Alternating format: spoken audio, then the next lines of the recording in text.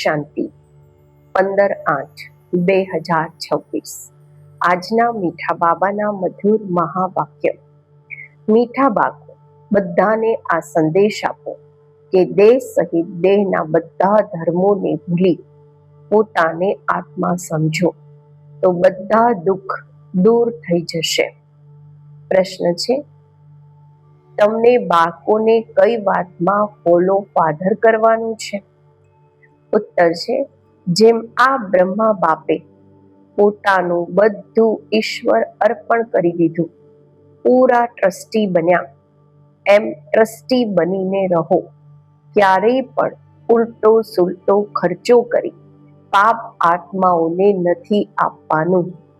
પોતાનું બધું ઈશ્વરીય સેવામાં લગાવો, પૂરા ટ્રસ્ટી બનો. બાપની શ્રીમત પર ચાલતા રહો. બાપ જુએ છે કોણ બાળક કેટલું શ્રીમત પર ચાલે છે. ગીત છે, તું પ્યાર કા સાગર હૈ, તેરી એક બૂંદ કે પ્યાસે હમ. ઓમ શાંતિ. બાળકોએ ગીત સાંભળ્યું, કહે છે, બાબા અમે ક્યાંથી આવ્યા, ક્યારે આવ્યા, પછી પાછા જવાની રાહ રસ્તો કેવી રીતે ભૂલ્યા. આ ડ્રામા કાનોમાં સમજાવી દો, કાનમાં સમજાવી દો કે અમે કેવી રીતે આ રસ્તો ભૂલી ગયા, અમે કોણ છીએ. ગીતના શબ્દો છે, ક્યાંથી આવ્યા પછી ક્યાં ચાલી ગયા. એક જ્ઞાનની બૂંદ તો આપી દો, કારણ કે જ્ઞાન સાગર છે ને. અત્યારે બાળકો જાણે છે અમે આત્માઓ ક્યાંના રહેવા વાળા છીએ, પછી બાપને અને પોતાના સ્વર્ગને કેવી રીતે ભૂલ્યા અને કેવી રીતે આવીને અહીંયા દુઃખી થયા. આ રાઝ કાનોમાં સંભળાવો. હવે બાપ જ્ઞાનના સાગર પણ છે, પવિત્રતાના સાગર પણ છે, પ્રેમના સાગર પણ છે, શાંતિના, સુખ અને સંપત્તિના સાગર પણ છે. અત્યારે બેહદના બાપ દ્વારા આ બધી વાતો સમજીએ છીએ. બાબા કહે છે, શરૂઆતમાં ક્યાંથી આવ્યા, પછી મધ્યમાં શું થયું જે અમે રસ્તો ભૂલીને દુઃખી થયા. પછી અત્યારે બાપ કહે છે, બાબા અમને રસ્તો બતાવો. બાપને એવું કહે છે આત્માઓ કે બાબા અમને હવે રસ્તો બતાવો, અમે પોતાના સુખધામ શાંતિધામમાં જઈએ. બાપ જ બેસીને બતાવે છે, તમે આદિમાં કોણ હતા, પછી મધ્યમાં શું થયું, ભક્તિ માર્ગ કેવી રીતે શરૂ થયો, અંતમાં શું થયું. આ આદિ મધ્ય અંતનું રહસ્ય અત્યારે બુદ્ધિમાં બેઠું છે.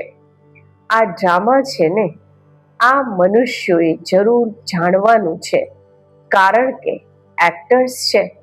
જાણે છે અમે આત્માઓ નિરાકારી શાંતિધામથી આવીએ છીએ.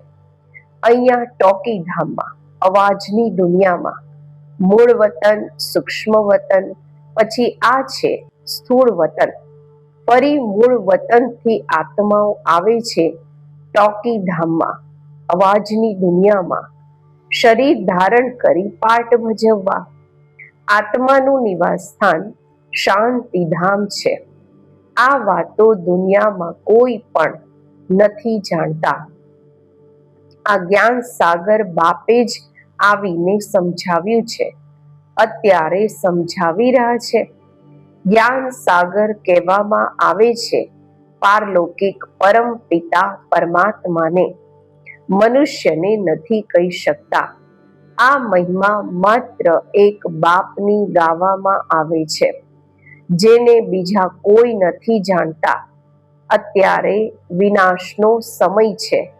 ગાવામાં આવેલું છે, વિનાશ કાળે વિપરીત બુદ્ધિ યુરોપવાસી. અત્યારે બાપે તમારો બુદ્ધિઓ પોતાની સાથે લગાવ્યો છે કે માં મેકમ યાદ કરો. હું મુસલમાન છું, હું હિન્દુ છું, બૌદ્ધી છું. આ બધા દેહના ધર્મ છે. આત્મા તો આત્મા જ છે. બાપ સમજાવે છે દેહના બધા ધર્મ છોડી પોતાને આત્મા સમજી મુજ બાપને યાદ કરશો તો પતિતથી પાવન બની જશો. બાપ કહે છે આ દેહને પણ ભૂલો. આ બધા માટે બાપનો સંદેશ છે. દેહ સહિત દેહના જે સંબંધ છે બધાને ભૂલો. હું આત્મા છું. અમે બધા ભાઈઓના બાપ એક છે. આ બ્રહ્મા પણ કહેશે અમે આત્મા છીએ, તો બધા ભાઈ ભાઈ થઈ ગયા. આ સમયે બધા ભાઈ ભાઈ પતિત દુખી છે. બધા કામ ચિતા પર ચડીને ભસ્મ થઈ ગયા છે. જ્યારે દ્વાપરના આદિમાં રાવણ રાજ્ય શરૂ થાય છે તો પછી તમે વામ માર્ગમાં જાઓ છો, વિકારી બનો છો. ત્યારથી જ ફરી બીજા ધર્મ શરૂ થાય છે. અડધો સમય તમે પવિત્ર રહો છો, પછી અડધામાં તમે પતિત બનો છો. 21 જન્મ ભારતમાં જ ગાવામાં આવે છે. કુમારી એ જે 21 કુળનો ઉદ્ધાર કરે, કુમારીનું માન છે. તમે ભારતનું તો શું, આખી દુનિયાનો ઉદ્ધાર કરી રહ્યા છો. તમે જાણો છો અમે બધી આત્માઓ શિવ બાબાના બાળકો છીએ, તો કુમાર જ થયા. ભાઈ બહેન ત્યારે હોય છે જ્યારે પ્રજાપિતા બ્રહ્માની સંતાન બને છે. આ તમને બાળકોને જ્ઞાન છે. અમે આત્માઓ બધા ભાઈ ભાઈ છીએ. બધા બાપને બોલાવે છે, હે પતિત પાવન આવો, અહીંયા રાવણ રાજ્યથી દુઃખથી અમને લિબરેટ કરો. પછી અમારા ગાઈડ બની અને અમને પાછા લઈ ચાલો. અમારા દુઃખ હરો અને સુખ આપો. અત્યારે તમે સમજો છો બરોબર બાબા આવેલા છે. અમને આ કળિયુગી રાવણ રાજ્યથી છોડાવી સાથે લઈ જશે. બાપ જાણે છે બધી આત્માઓ પતિત છે, એટલે શરીર પણ પતિત છે. આત્માને જ પાવન બનાવીને લઈ જાય છે નિર્વાણ ધામમાં. પાસ્ટ થી પ્રેઝન્ટ પછી ફ્યુચર થશે. જે ભૂતકાળ થઈ ગયું એ જ વર્તમાન કાળ થશે, એ જ વર્તમાન પાછું ભવિષ્ય બની જશે, એ જ પાસ્ટ બની જશે. બાબા કહે છે આદિ મધ્ય અંત ફરી આદિ. સતયુગ આદિ, કળિયુગ અંત, પછી ભવિષ્ય થશે સતયુગ. આ તો સહજ છે ને. અચ્છા, વચ્ચે શું થયું? આપણે કેવી રીતે ઉતર્યા? અમે પાવન દેવતા હતા, ફરી પાવનથી પતિત કેવી રીતે બન્યા?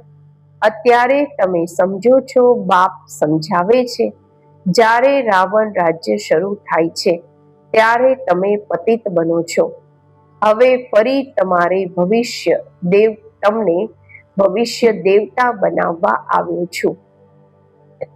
આમાં ડિફિકલ્ટીની કોઈ વાત નથી, મુશ્કેલની કોઈ વાત જ નથી. તો બાપ કહે છે તમને આ વિષય સાગરથી પાર લઈ જાય છે. ગાય પણ છે, નૈયા મારી નાવને તમે પાર લગાવો. બધા બોલાવે છે એક બાપને. અમારી નાવ, અમારી હોડી, જીવનરૂપી નૈયા જે ડૂબેલી છે એને ક્ષીર સાગરમાં લઈ ચાલો. એમને ખેવૈયા બાગવાન પણ કહે છે. અત્યારે કાંટોના જંગલમાં પડ્યા છે, અમને પછી ફૂલોના બગીચામાં લઈ ચાલો. દેવતાઓ ફૂલ છે ને, અત્યારે બધા છે કાંટા, એકબીજાને દુઃખ જ આપતા રહે છે. દેવતાઓ ક્યારેય કોઈને દુઃખ નથી આપતા. ત્યાં તો સુખ જ સુખ છે. એ તો માત્ર ગાય છે. તમે અહીંયા પ્રેક્ટિકલ સાંભળી રહ્યા છો. કહે છે ને બાબા અમે ક્યાંથી ભૂલ્યા. ગીતની લાઈન છે, અમે રસ્તો ક્યાંથી ભૂલ્યા? આ સૃષ્ટિ ચક્રને અમે કેવી રીતે ભૂલ્યા? સતયુગ ત્રેતામાં આ નથી જાણતા. કારણ કે ત્યાં તો અમે સુખી હતા, પછી દુઃખી ક્યારે થયા? જ્યારે રાવણ રાજ્ય શરૂ થયું. ભારતવાસી રાવણને બાળતા જ રહે છે જ્યાં સુધી એનો વિનાશ નથી થયો. પછી સતયુગમાં થોડી દરેક વર્ષે બાળશે. આ છે ભક્તિ માર્ગ. અત્યારે રાવણનું રાજ્ય ખલાસ થવાનું છે. ભક્તિ માર્ગમાં રાવણને દર વર્ષે બાળે છે, પરંતુ મરતો જ નથી.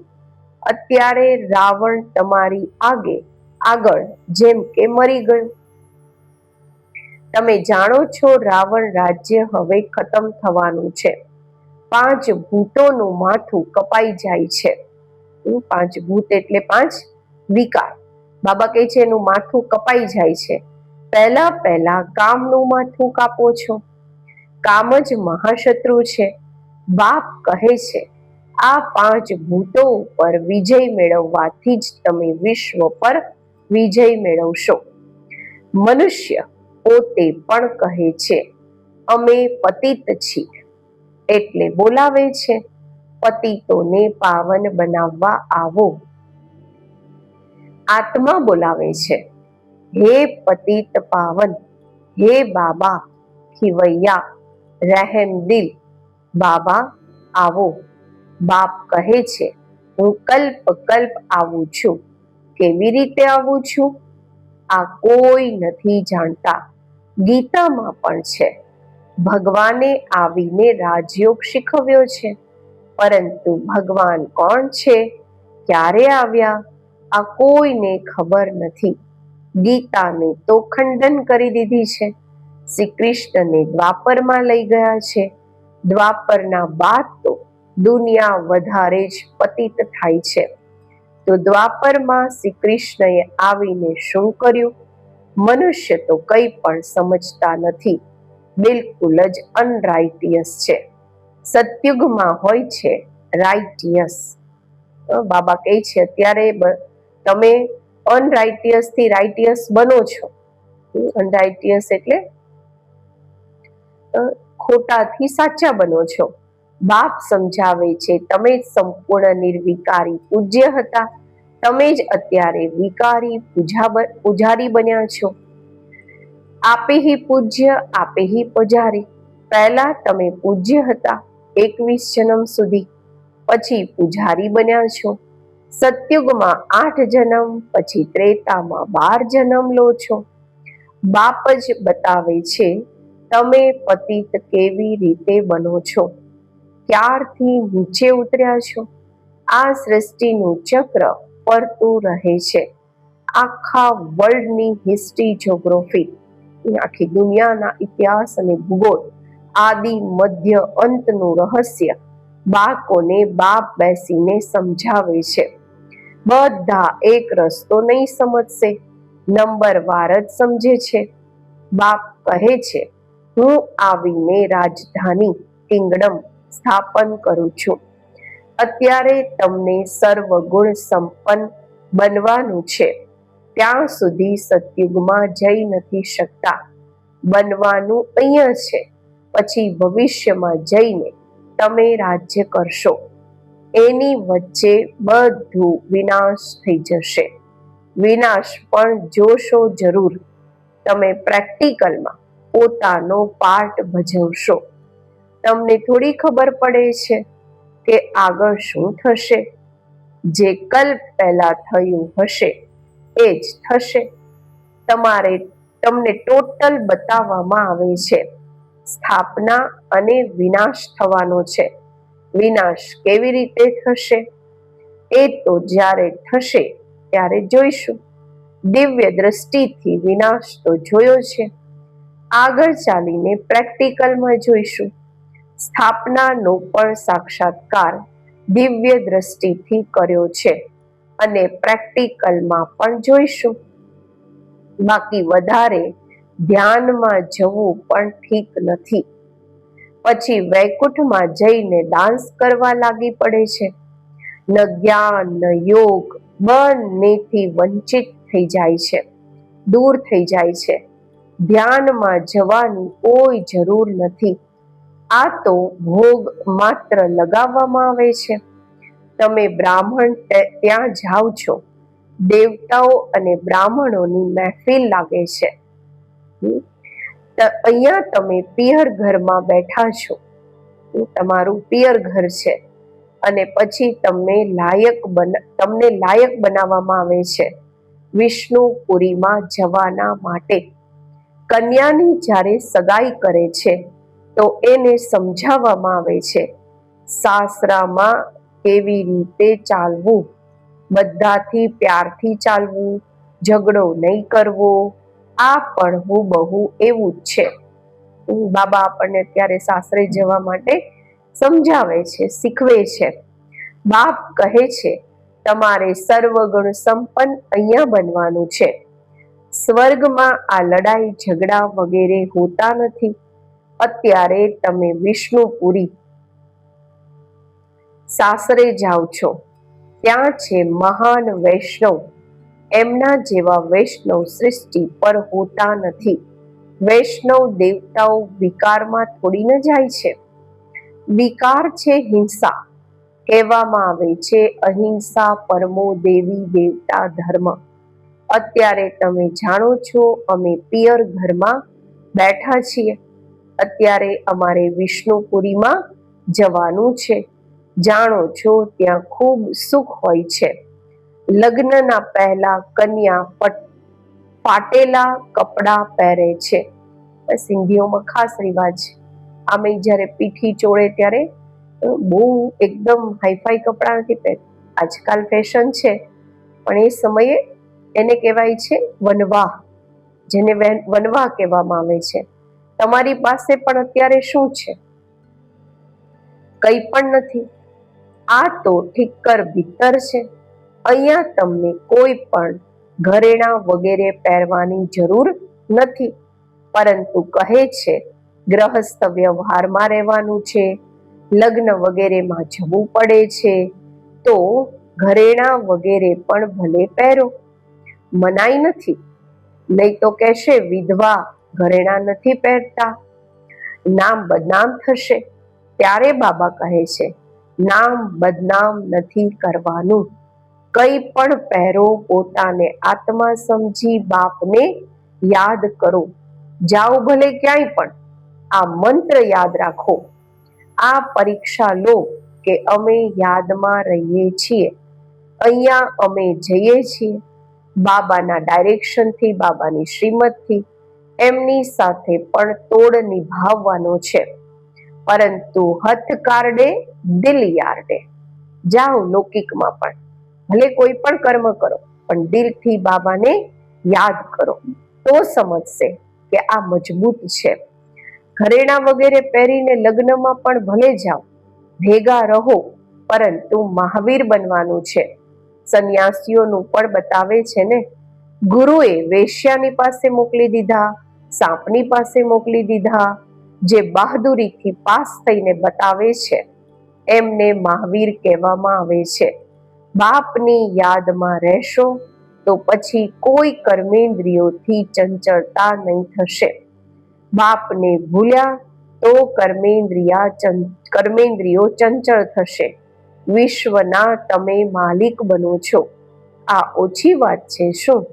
સંન્યાસી આ વાતોને બિલકુલ નથી જાણતા. શાસ્ત્રોમાં ભલે કંઈક વાતો છે, પરંતુ ખંડન કરી દીધું છે. ભગવાન વાચ હું તમને રાજયોગ શીખવું છું. જ્યાં સુધી જીવતા રહેશો, જ્ઞાન અમૃત પીતા રહેશો, સાંભળતા રહેશો, રાજધાની સ્થાપન થઈ જશે. બાળકોને વારંવાર શિક્ષા આપવામાં આવે છે. એક બાપને યાદ કરો, દૈવી લક્ષણ શીખો, કોઈ પણ વિકર્મ ન થાય. આ તો અસુરોનું કામ છે. તમે અત્યારે દેવતા બનો છો તો દેવી ગુણ ધારણ કરવાના છે. સૌથી મોટો છે કામનો કાંટો. આદત પડેલી છે તો વારંવાર નીચે ઉતરતા જાય છે. માયા થપ્પડ મારીને ફાં કરી દે છે. ત્યારે ગાવામાં આવે છે આશ્ચર્યવત સુનંતી કથંતી અને પછી સુનંતી, કથંતી અને ભાગંતી. અત્યારે તમે એક બાપના બન્યા છો. કહો પણ છો કે આ બધું જ ઈશ્વરનું આપેલું છે, તો તમે ટ્રસ્ટી બની જાઓ છો. આ બધું એમનું છે, અમારે એમની શ્રીમત પર ચાલવાનું છે. બાપ પણ જુએ છે અમારે બધું જ અર્પણ કરીને ફરી અમારી શ્રીમત પર કેવી રીતે ચાલે છે. બાબા પણ જુએ છે કે મને બધું અર્પણ કરીને મારી શ્રીમત પર કેટલા ચાલે છે. કોઈ ઉલટો સુલટો ખર્ચો કરી પાપ આત્માઓને તો નથી આપતા. શરૂમાં આમને પણ બ્રહ્મા બાબાને પણ ટ્રસ્ટી થઈને બતાવ્યું હતું ને. બધું ઈશ્વર અર્પણ કરી પોતે ટ્રસ્ટી બની ગયા. બસ કોઈને પણ કંઈ નહીં આપ્યું. ઈશ્વરના અર્થ આપ્યું તો ઈશ્વરના કામમાં જ લગાવવાનું છે. શરીર નિર્વાહ પણ તો થાય છે ને. જે કંઈ હતું બધું સર્વિસમાં લગાવી દીધું. આમને જોઈને પછી બીજાઓએ પણ એવું કર્યું. ભઠ્ઠી બની ગઈ. ભઠ્ઠી ન બનત તો આટલા બાળકો હોશિયાર કેવી રીતે થાત સર્વિસના માટે. પાકિસ્તાનમાં શીખ્યા, પછી અહીંયા આવીને શીખ્યા. જ્યારે સમજાવવાના લાયક બને ત્યારે બહાર નીકળે. અત્યારે તો જુઓ કેટલી પ્રદર્શનીઓ વગેરે કરતા રહે છે. મોટા મોટાઓને નિમંત્રણ આપે છે. આ જ્ઞાન યજ્ઞમાં વિઘ્ન પણ અનેક પ્રકારના પડશે. વિઘ્નોથી ડરવાનું નથી. અબળાઓ પર કેટલા અત્યાચાર થાય છે. બાપ કહે છે યોગ બળમાં રહી એમને સમજાવો. ભગવાન બાપના પણ બાળકો બનીને પછી બાપને ભૂલી જાય છે. માયાના બની જાઓ છો. આ પણ હાર જીતની કુસ્તી છે, પરંતુ બોક્સિંગની જેમ છે. માયા ઘૂસો લગાવે છે તો ફાં થઈ જાય છે. બાપ કહે છે માયાથી ક્યારેય હારવાનું નથી. પવિત્ર રહેશો તો વિશ્વના માલિક બનશો. કેટલી મોટી કમાઈ છે. જો પૂરો પુરુષાર્થ નહીં કરશો તો જઈને દાસી બનશો.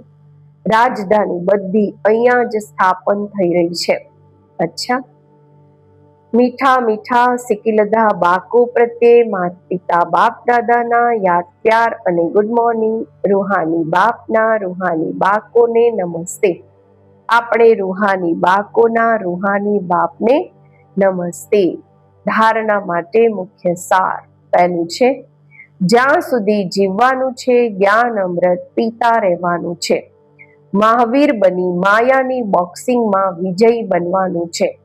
બધા સાથે તોડ નિભાવતા દિલમાં એક બાપમાં ને રાખવાનો છે. આપણું દિલ એક બાપમાં જોવું જોઈએ. બીજું, વિઘ્નોથી ડરવાનું નથી. સર્વિસમાં પોતાનું બધું જ સફળ કરવાનું છે. ઈશ્વર અર્પણ કરી ટ્રસ્ટી બની રહેવાનું છે. કંઈ પણ ઉલટા સુલટા કાર્યમાં નથી લગાવવાનું. આજનું વરદાન. પોતાના સંપૂર્ણ સ્વરૂપને આહવાન દ્વારા આવાગમનના ચક્રથી છૂટવા વાળા લકી સિતારા ભવ. જ્યારે પોતાની સંપૂર્ણ સ્થિતિ કે સંપૂર્ણ સ્વરૂપનું આહવાન કરો તો એ જ સ્વરૂપ સદા સ્મૃતિમાં રહેશે. પછી જે ક્યારેક ઊંચી સ્થિતિ ક્યારેક નીચી સ્થિતિમાં આવવા જવાનું આવાગમનનું ચક્ર ચાલતું રહે છે. વારંવાર સ્મૃતિ અને વિસ્મૃતિના ચક્રમાં આવો છો. આ ચક્રથી મુક્ત થઈ જશો. એ લોકો જન્મ મરણના ચક્રથી છૂટવા ઈચ્છે છે અને તમે લોકો વ્યર્થ વાતોથી છૂટીને ચમકતા લકી સિતારા બની જાઓ છો. સ્લોગન છે, ક્યારેય પણ વિઘ્નના વશ થવું, અર્થાત ડાયમંડ પર દાગ લગાવવો. અવ્યક્તિશરા અપવિત્રતાના બીજને પણ સમાપ્ત કરી સંપૂર્ણ સ્વચ્છ પવિત્ર બનો.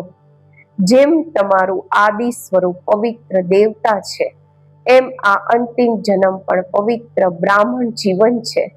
આ સ્મૃતિના આધાર પર પવિત્ર જીવન અતિ સહજ અનુભવ કરો. પવિત્ર બનો, યોગી બનો. આ મહામંત્ર સર્વ પ્રાપ્તિઓની ચાવી છે. જો પવિત્રતા નથી, યોગી જીવન નથી, તો અધિકારી હોવા છતાં પણ અધિકારની અનુભૂતિ નહીં કરી શકશો. આ મહામંત્ર જ સર્વ ખજાનોના અનુભૂતિની ચાવી છે. ઓમ શાંતિ.